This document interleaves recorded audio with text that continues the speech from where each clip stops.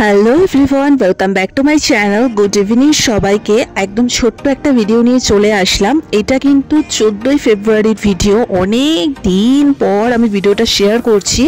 তাও আমি শেয়ার করতাম না, আমি একটা শর্টসে ছেড়েছিলাম এই কেকটার ডিটেলসটা, কিন্তু অনেকেই বলেছো যে এই কেকটার নাম কি, কোথা থেকে কিনেছো, এটা নিয়ে একটুখানি, বা এটা হোমমেড কেক কিনা, কোথা থেকে পেয়েছো সেটা নিয়ে একটা ভিডিও করতে। তাই ভাবলাম যে চলো একটা ইন ডিটেলসে শ্যুট করে রেখেছিলাম সেটা ছেড়ে দিই, না হলে কিন্তু আমি ছাড়তাম না।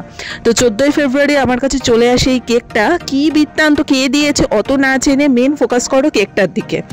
সো এই কেকটা মিউ আমরে একদম নিউলি লঞ্চড। এই কেকটার নাম হচ্ছে টফি লাভা কেক। যারা মিউ আমরেতে গিয়ে টফি লাভা কেক খুঁজবে এটা পেয়ে যাবে।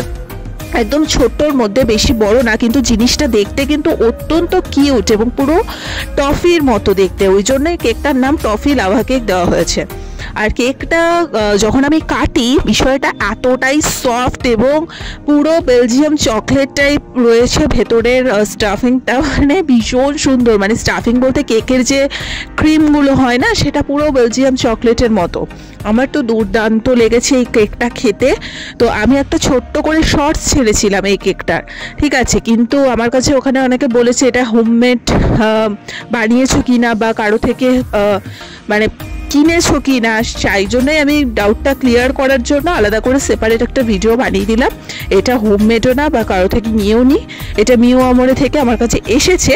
এবার তো তোমরা অবশ্যই কিনে একবার করে ট্রাই করতে পারো। সো আমার তো এই কেকটাকে খুব ভালো লেগেছে, তাই ভাবলাম একটা ইন ডিটেলসে ভিডিও করে দিই। তোমাদের কোয়ারিসে কিন্তু ভিডিওটা করা, না হলে কিন্তু আমি ভিডিওটা পোস্ট করতাম না। সো চলো, যদি আজকে ভিডিওটা ভালো লেগে থাকে লাইক, কমেন্ট, শেয়ার, সাবস্ক্রাইব করে দিও। আর যাদের মনে কিউরিওসিটি ছিল কেকটা নিয়ে, তারা আই থিঙ্ক তোমাদের ডাউটটা ক্লিয়ার হয়ে গেছে। তো আজকের মতো এখানেই টাটা।